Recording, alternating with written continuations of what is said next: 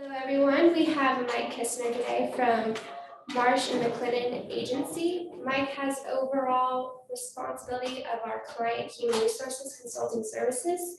He assists clients in implementing and maintaining professional human resource policies and practices, including policy and procedure development and implementation, employee relations, performance management, compensation design, employee and management training, employment law compliance, and managerial coaching. All right, so I'll take it to you. Thank you very much. Oh, well, you can hear me. Right? I clicked on the microphone thing. And if I'm a little hard of hearing, I know that's different information, but it's okay. I'm the one who released the information. So don't worry about it. I know some of you probably are. Oh, God, he violated it. No, it's okay. Well, I'm very happy to be with you this morning. Really, I am very happy to be here. I work in Dallas. Dallas is a wonderful city, and I have a wonderful opportunity to work from my home. This case for a little over 20 months or so, like many people. But let me just tell you, the drive down to the Woodlands was fantastic. I mean, getting out of my house. What can I say? When you're excited about going to the grocery store, you don't have much fun. But anyway, I'm happy to be here. One reason I like to do these kinds of sessions is because I'm a big believer in paying it forward. And that is a term that's come into vogue in, I don't know what, the last 5 years. I've lost the track of time. I really, I'm sure where I am a lot of times, it's sad, but paying it forward to me is an obligation I think I have to the profession, what I do, and to employment. It is an opportunity. I'm a teacher at heart. I used to teach at the college level.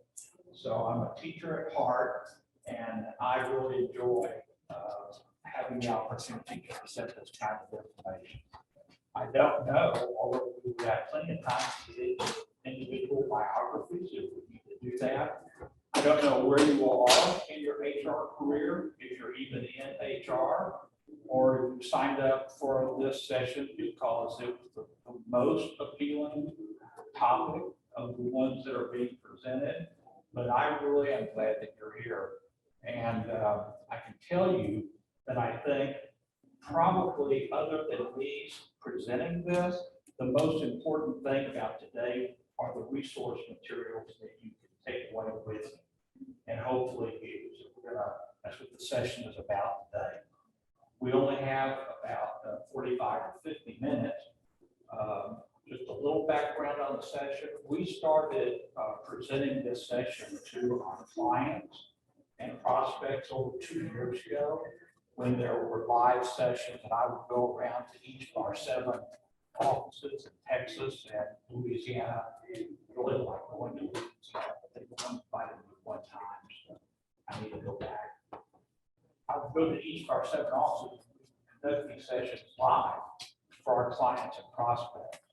Then March 2020 came along. That was the end of travel, the end of the live sessions. We pivoted and we started doing this virtually with webinars. And we still present today. When we were doing live sessions, the session was actually 2 hours long. There was about a 15 or 20 minute break. Some people took more than 15 or 20 minutes, you know how that goes. There was a 15 or 20 minute break, but we covered more than obviously we're going to cover today. I don't want to be too concerned that we won't actually finish the entire agenda that we have, because like I said, you will use the resource material as part of the presentation. That is the presentation. You will have a resource you can use until it's outdated. And unfortunately, there's no way for me to keep it updated for you, but we'll cross that bridge when we come to it. So I work for Marsh and McLennan. Actually, this has changed since this slide was made. It's now known as Marsh McLennan. I have no idea why the ampersand, is that how you pronounce that little thing, the amp? I have no idea why the ampersand lit the dust. I am so used to Marsh and McLennan, and I thought, gee, I wonder how much this costs the company to change all the letterhead, all the logo, all the gifts that we give out from time to time. Wow, that's quite an effort. You know, if I was to make a change like that, I'd make it a big change, like from Marsh and McLennan to Bill and Joe. You know, something making it worthwhile, but marketing did not take my suggestion on that. So, important information, and again, you'll have the presentation, so you don't really need to write down anything unless I say something so profound that you just are compelled to write it down. That's up to you, but there's no need to. If you get the presentation. Anyway, how to contact me, and I really do think this is important. My email address is mike.kissner@marshmma.com, and my mobile number is 214-729-0983. The reason I give you that information is in the event we can't answer I can't answer all of your questions today, I want you to feel comfortable and feel free to contact me after today. And just a brief reintroduction. Mike, I attended your session in the Woodlands, and I have a question about what else? There is no billing. The call is not going to cost you anything. If I can help explain something or clarify it or even update it, I'm happy to do that for you. So I don't want the session just to be today. I want it to be something that you can use going forward. My role today is not to sell you on Marsh and McLennan as a broker. Hopefully you all have very fine brokers, insurance brokers that you use. My role is to help you with resource issues that matters. So that's an introduction to Marsh and McLennan. So be it. If you need a broker, believe me, I know people who can talk to your people. You know, give us a call. Almost hung up on us. Give me a call or an email, and I'll get the connection made. And that's probably the last commercial we're made Hey, Mark, today. Oh, is it on? no, I didn't think I needed it, but that is not true. Thank Kevin, I have an assistant help me with the technology.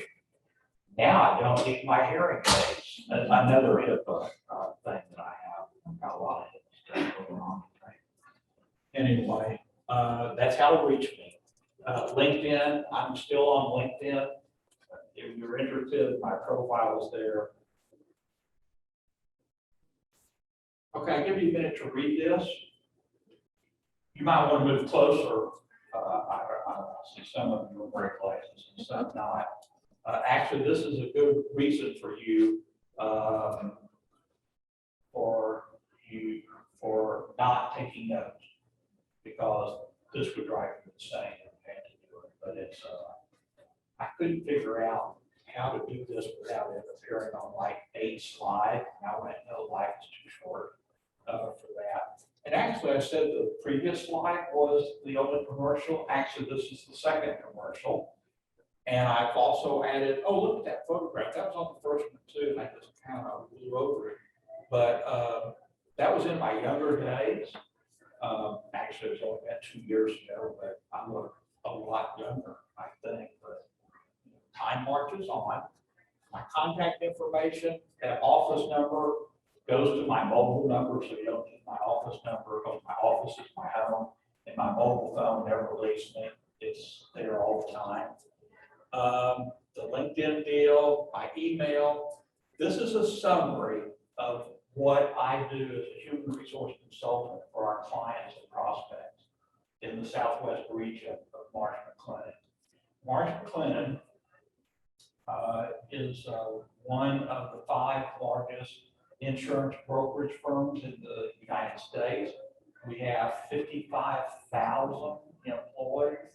I never thought I would ever work for 55,000 employees. I'm more used to 125, 10,000, something reasonable like that. But this is just a summary of the kind of work that I do, so you're welcome to read it or throw it away, whatever you want to do. So here where we are. We're going to cover all these items, and as you can imagine, the time that we have left today is going to be what I call a Reader's Digest version of the information. I am not going to read the information to you because we don't have time to do that. More importantly, I'm making the assumption that all of you are reasonably intelligent adults who can read information. So I'm not going to read the information, I'm just going to highlight. I'm going to be your tour guide for the resource that you can use going forward. And I think we'll be lucky that you retain whatever you might retain from that. But here's kind of the overview. We're going to talk about resources information, and I divide that further by talking about online resource information, the Marsh and McLennan Agency Employer Poster Guide, an illustration of the all-in-one poster. I'll pause for a minute because where did we come up with this? Well, 3 years ago when we were developing the program, the live program, I worked with our client account team. Those are the people, the producer or the advisor sells the insurance to your company. The account teams help the producer manage the account for you and the company. Enrollment, answering benefit questions. When your employees leave, terminating their benefits, helping with COBRA, helping in any way that can. And helping in any way that can usually means getting many, many, many phone calls about HR. What do we do? I ran across this acronym, FMLA. What is that? What does that mean? Usually, I can tell right off the bat that this is probably a fairly inexperienced HR person, which is fine, or they may be the payroll manager who has very little to do directly with HR, but they're involved in it. Obviously, FMLA is a coordinated effort, I think, between the Human Resources Department and the finance or the accounting or the payroll area. So we queried our staff, and we did. We asked, what are the five topics, HR topics that you get most often dealing with our clients? So we took all the teams, I don't know how many we have, 10 or 15 client service teams, something like that. We took all their responses, we did flip charts, and then took votes, and we ended up with these 6 items at the time, and I think they're still pretty valid topics today. So that made up what this resource and information session is all about. So I just wanted to throw that in. You might wonder, well, who are you to say that these are the most important HR basic topics? Well, not really me, it was our clients at the time and our interaction with the clients. So I had the illustration of an all-in-one poster and why that's important, I think. MMA, Marsh McLennan Agency, federal labor and employment laws by employee count. In other words, we'll take the most important federal laws and we'll explain what that law does. And we'll explain it by your population, by your employee population count. So we'll start off, how's this for innovation? We'll start off that you have 1 employee, okay? And then it'll go to whatever, 15 employees, 25 employees, 50, 100 or more. And the chart is laid out that way. So, if you only have 50 employees, you don't really need to be concerned about the laws that require you to have 100 employees, okay? MMA compliance overview. How long do you need to keep employer records? Employer record retention. Right. How long do you need to keep records for your employees? So there's a whole list of all the, not all, most general, most used records that you will have working with employees. How to manage I-9 compliance. You know, if we wanted to stretch things out, we could spend 45 minutes just talking about the I-9 and how to manage that. But this again is the 50,000-foot view, the overview. But we'll have information on it, so you'll have the resource to use in the future. We're going to go review our HR policies and practices review checklist. I developed it. It is not copyrighted. None of this information, I don't believe, is copyrighted information. So you're invited to steal, oh, no, not steal it. You're invited to use it whatever way you want. And should there be something that is copyrighted, all you need to do is contact me and we can give you permission to use it if you feel it's that valuable. Then employee handbooks. Again, could spend 2 or 3 hours just on how to do handbooks and what should be in them, but we'll cover that. The Americans with Disabilities Act, ADA, ADAAA, these acronyms, unbelievable. Americans with Disabilities Act and the Americans with Disabilities Act as amended. That's what the last 2 A's are about. Family Medical Leave Act, FMLA. And finally, the Emergency Action Plan, or what's called a Business Continuity Plan. It is these last 2 items that will get the least attention today, but don't let that worry you, because I know they're important. I guess I need to volunteer and come back next year, and if they invite me back again, which, by the way, I think depends on what kind of report card you provide. So please tell them that I did an excellent job. And I'll give you my boss's email address. You feel compelled to write him and say, boy, what a winner you have in mind. If you want to, I'm not saying you need to do that at all. But we're going to pay scant attention to the last 2, but we're still going to cover it. And it is covered in much more detail as far as the resource program is concerned. Any questions about the overview? I guess I better get to the material. Okay. Oh my gosh. Never make a PowerPoint this busy. Okay, that's the first rule of PowerPoint 101. I even bought the book PowerPoint for Dummies. Do not make your slides too difficult to read. So I decided, oh yeah, well, you've never given this on human resources, have you? So anyway, what do I want to tell you about this? Oh, the first one in blue, kind of a current event.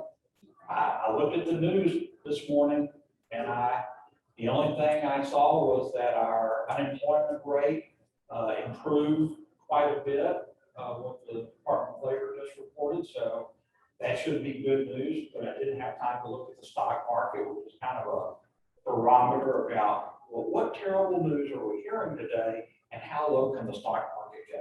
You know, I just kind of went for 2. But this first one that is highlighted, the only reason it's highlighted is because if you will use this link, if the version you get on UBA, has everybody registered on the UBA application? If you use this link on UBA, that link should be activated. So when you tap on that, you will get the MMA coronavirus outbreak resource page. This is not, thankfully, this is not done by me. This is done by our compliance team. And it is a tremendous resource. I mean, yes, I know I work for Marsh, McLennan, but it is a tremendous resource.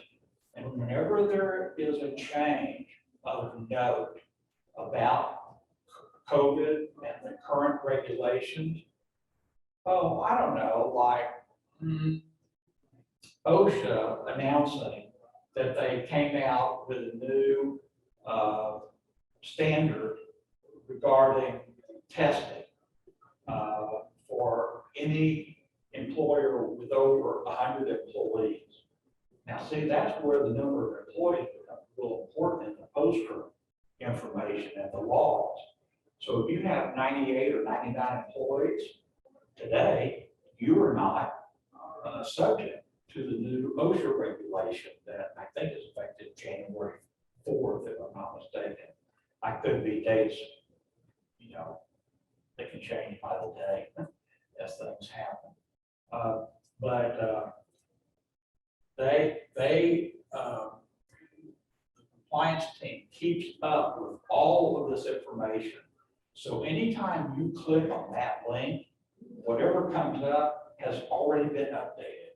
Unlike other links that there may be here that I don't know when they're updated, but they're updated by the owner of the link, an agency or whatever. So that being said, that's great coronavirus information. If you send me an email, the bottom of our email and the bottom of most emails coming from the Marsh McLennan staff has this link because it's so important to keep people informed. Department of Labor, pretty good play there. Wage and hour division, the FMLA, OSHA, Warren, not Warren, but Warren, the Warren notice. So those are all the links. They're not activated, but you can just copy and paste it into your browser and it will go to it. E-law advisor, the Department of Labor is wonderful about posting information. The problem with it is it can sometimes become very legalese in language, not to mention the fact that it is a huge volume of work. So it may be a little cumbersome to navigate it, but the more you use these sites, and you will, and we're going to talk about that soon, the more you use these sites, the easier it is to navigate it because you'll become familiar with where you need to go within the complex material.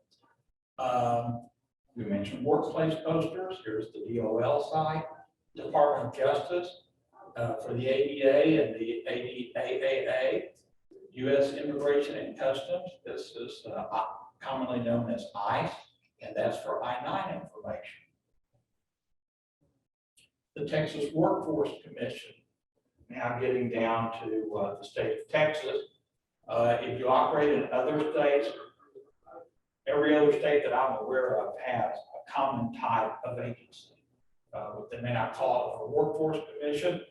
It may be the employment commission. It may be the unemployment commission. You know, every state's going to be a little different name. So that's something you can Google. Big fan of Google and YouTube for that matter. Lifesavers, especially if you're trying to fix a part on a toilet, and YouTube shows you how to do that without calling a plumber for $100 an hour or whatever. Poor guy. I mean, whoever thought I would be a plumber, but here I am. Ban the box. Don't pay a whole lot of attention to this. It is an applicable regulation in several states and cities, and what that is those are government entities that have adopted fair chance policies to advance employment opportunities for people with past convictions. Banning the box means they have passed legislation telling employers you cannot ask about conviction or arrest. Difference between an arrest and a conviction. Big difference. When you're stopped for speeding, you are being arrested. Not at gunpoint, you're not being taken to jail. And why not? Because you haven't been, what? Convicted. That's the difference. You can be arrested for something, but not be convicted. And if you're arrested for something, but you're not convicted, it's like the arrest never happened. Now, it happened to you. You'll remember it probably for a lifetime, but that's the distinction, okay? Society of Human Resources Management, lifetime member of SHRM, SHRM. A wonderful, I think, a wonderful resource for anybody who deals, any dealings with human resource management. It's a fabulous website. I think the cost today is like, for professional membership, I believe it's like $195 a year. So your company ought to be pleased that you want to register for SHRM and also pay for the fee. And tell them Mike Kissner said they should do that. Well, actually tell them that the Department of Labor requires it. No, don't do that. That would be stretching the truth a little bit too far. Then locally, this is just for Dallas, but Houston will have, Houston and most larger cities will have a local chapter of SHRM. So in Dallas, it's the DallasHR.org, but I'm sure if you Google for Houston, or I don't know, maybe even the Woodlands, I don't know if Woodlands has that or not, but you can Google that locally. A local chapter who does many things like we're doing today, that's available. Finally, a word about using search engine results. I don't know why people are so reluctant to use Google. Probably because it was our main speaker who said that in 0.59 seconds, the item he was searching for turned out to offer 2.9 billion responses. So that may overwhelm most people right there. Like, how am I going to go for 2.9 billion? Well, you're not. You're probably going to go to the first 10 items that are listed. I don't have a problem using Google or any search engine. My advice to you is be sure that if you do, you are using a reputable website. For example, quick example, if I wanted information about FMLA, say I didn't know anything about FMLA, so you browse FMLA and you come up with 1 billion responses, with, I don't know, mine. So if one of the responses is FMLA by bill, and the other is the Department of Labor FMLA, my recommendation would be that you go with the Department of Labor FMLA, because odds are it is a much better resource than FMLA by bill. You see where I'm going with that? So it's okay to use a browser. It's okay to use a search engine. Just make sure you're dealing with a reputable agency, a government agency, a reputable law firm. Oh, I don't know, like Stibbs, if you were looking for a law firm, reputable leader of some type where you can trust the information that you're reading. Okay, that's the key thing. Any questions so far? I'm going to get a drink of water. Talk amongst yourselves. Those of you watching at home or wherever, good time to get a drink of water. No spirits, please. We want to keep you sober.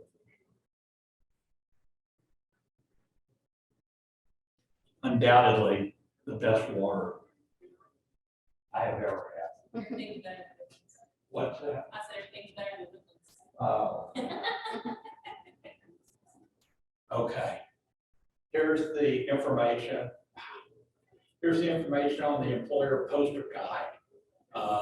What the size requirements are, what the location requirements are. And this is an example of an all-in-one poster. All-in-one means that there are vendors, lots of vendors out there. All you have to do is browse employment law posters, come up with hundreds of hits, search results. So all in one means that the vendors have combined all of the required state, you have to tell them what state you operate in, if you want a state poster, and federal laws. So they're all in one, so there's one for the federal government, there's one for the state government. You can also put them in foreign languages if that fits your employee population.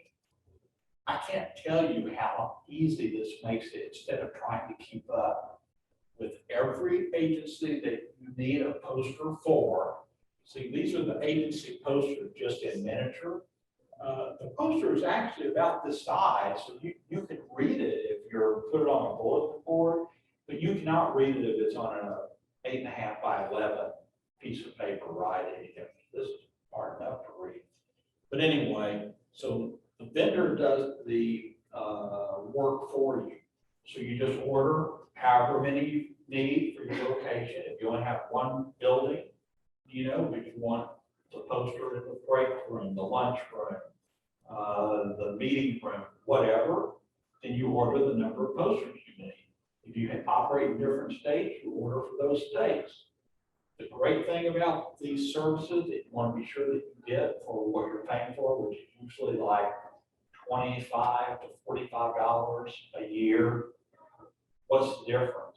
Well, some like to charge more than others, but you want to make sure your service, when a change occurs with a poster, you want to be sure that you get an update and a new poster. That should be included with your annual subscription. So every time there's an update on any information that is on the poster, you're sent a new poster, all new poster, and an alert about the update. It's a great way to keep up with changing times. Federal labor and employment laws, almost could not get this on the whole slide, but what cut off there at the side on the far left, you see the, or it says or more employees. Well, the one is missing. It got cut off.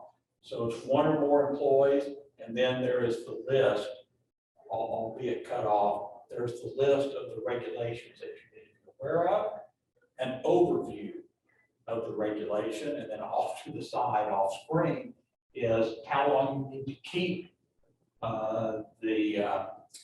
how long you need to, it has any date information about the poster. It's on the employment law itself. Oh, record retention. Let's see.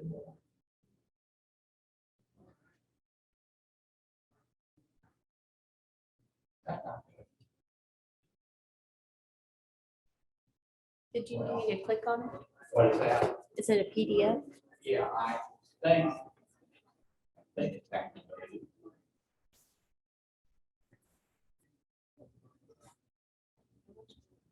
No. Okay, well, we can, there we go. Oh, that's fine. I don't think it's I'm not sure. not activated. What did the person, was it JJ?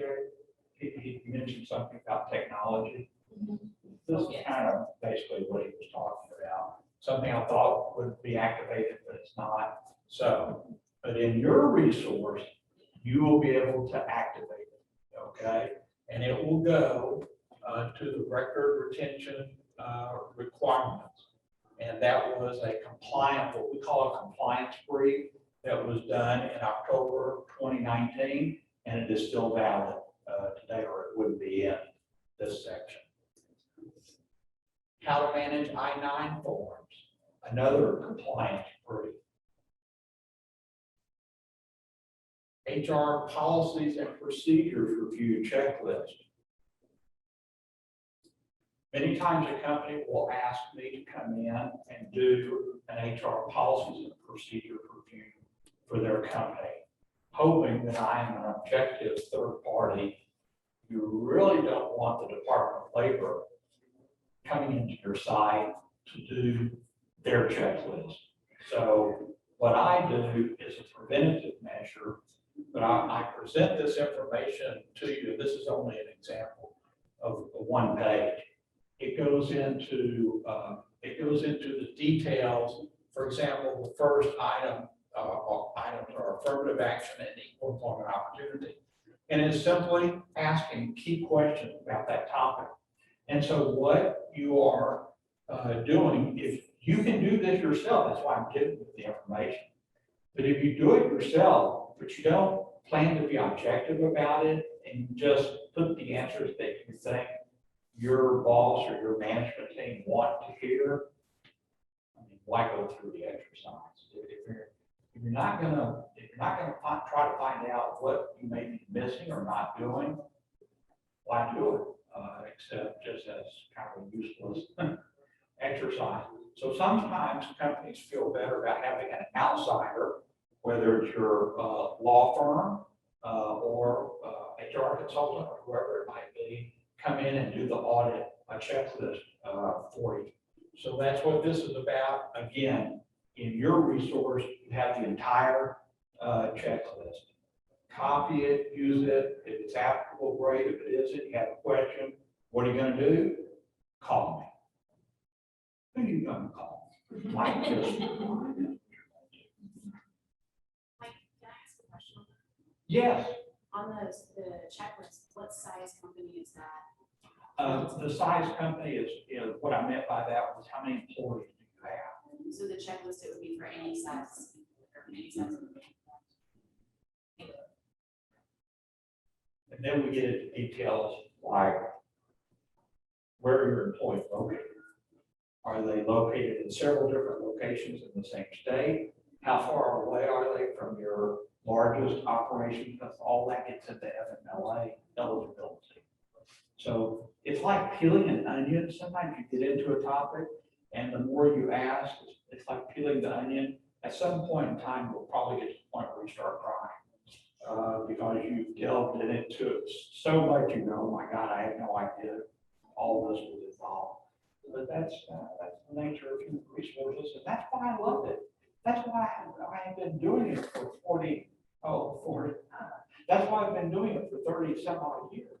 I got to change it to 30. It's actually 40 now. I hate when the calendar flips like it does because it seems like it adds a year to everything. I don't know. Anyway. The importance of a comprehensive handbook, self-explanatory, that's what it is. Handbook topics review.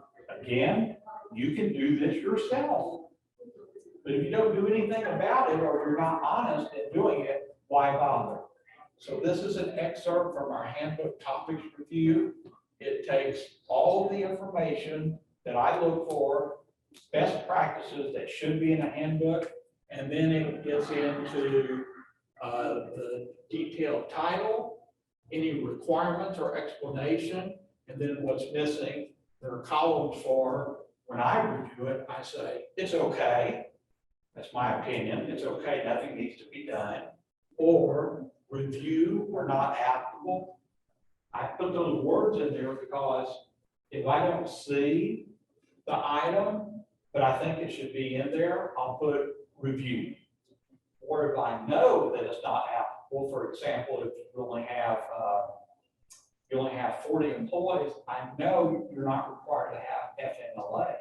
But sometimes employers like to offer an FMLA-like benefit.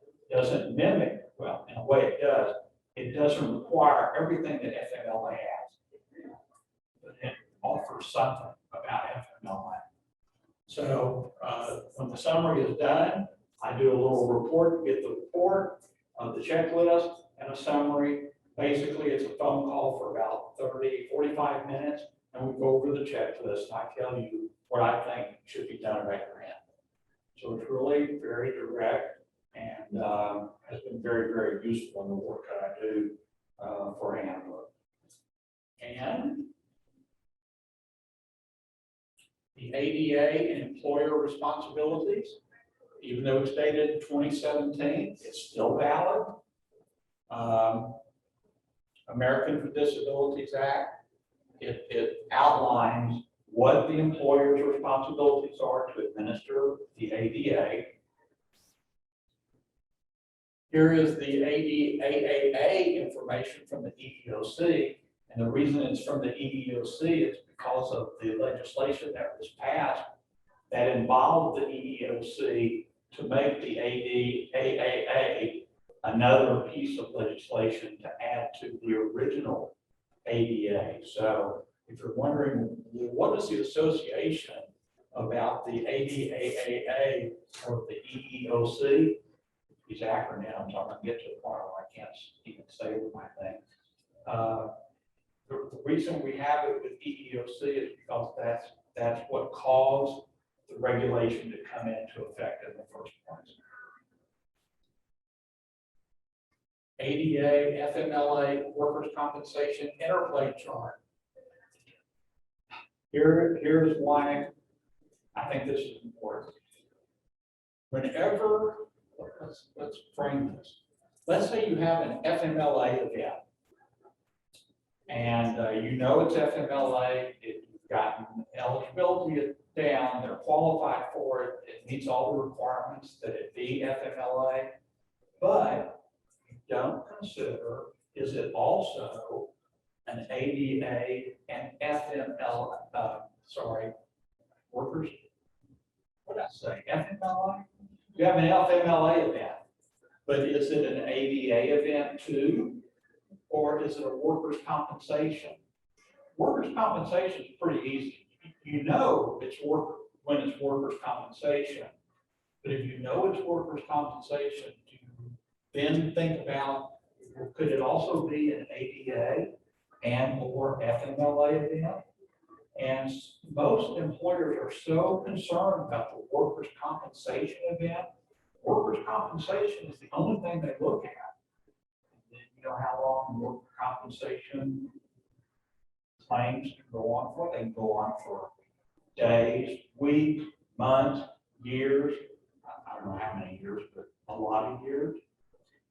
So what happens is they start the workers' compensation event, and then 12 weeks later, they go, gosh, this would have qualified for an FMLA event as well, but you don't treat it as an FMLA event when it started 12 weeks earlier.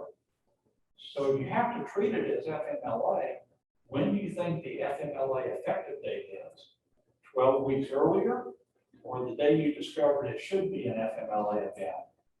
The answer is the day it was discovered it should have been an FMLA event. Sometimes you can go back and make it retroactive, but that requires the approval of the employee. Good luck. Good luck with that, because sometimes it won't make any difference because FMLA does not pay, workers' compensation is. So it's not like they've lost anything, but if the employee is pretty savvy or they get advice of legal counsel, they probably will say, no, you failed to recognize it 12 weeks ago, so please make it effective today. And then what does that mean? That opens up FMLA for however long, up to another 12 weeks, right? You don't want to be put in that situation. So if you have, if you have a workers' compensation event, also consider FMLA and ADA. If you have one or the other, FMLA, consider ADA and workers' compensation. I can't imagine. Well, yes, I can. I was going to say, I can't imagine a company not considering FMLA as a workers' compensation.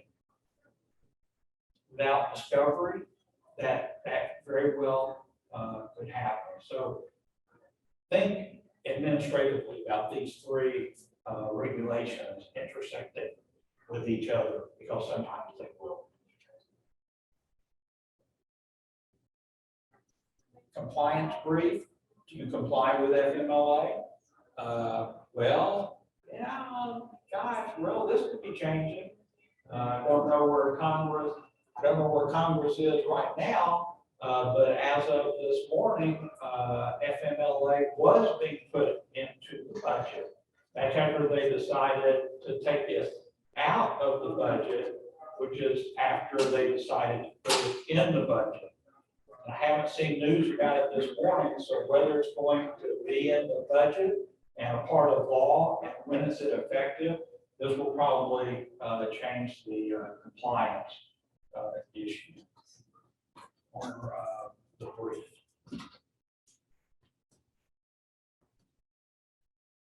You need the FMLA poster, it's here.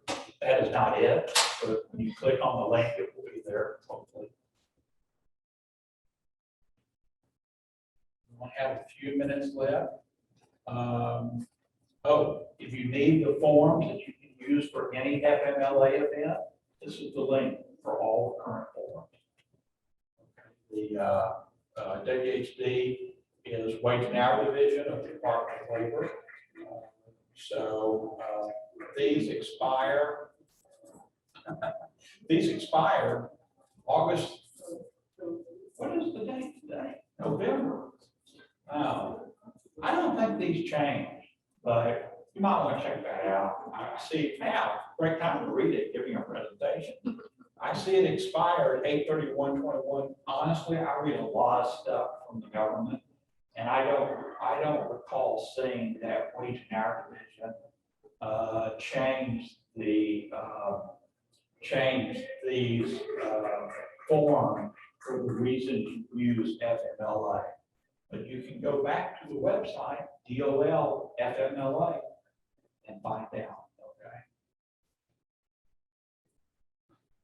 Disaster preparedness, business continuity. If you don't have a disaster plan or a business continuity plan because you think those things won't happen here, you are a very likely candidate if you need one of these plans. The list tells you how to develop the plan, how to build it, what should be in it, and you decide that.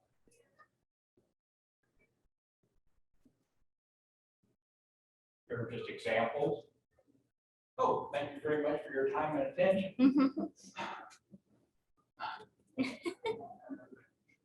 Any questions? Oh, I'm sorry, we don't have time for questions. No, I'm kidding. If you have a question, don't get to it, or if you don't want to ask it in public, although I really don't consider for people to be overly public.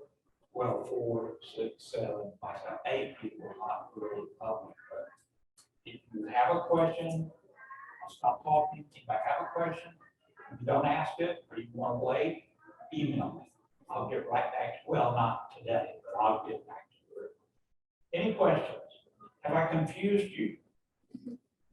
This is great resources. Yeah. It is. It's nice to have it all in one place and that checklist is invaluable. I am prejudiced about the information because I put it together, but I really do think it's one of the most excellent things I've ever seen in the human resource field. And I've been doing human resources for now for 30 years. Anyway, I hope it's helpful to you. Any thank you for the compliment. Any questions? No? Well, thank you again, and don't forget to Thank contact you, me. Matt.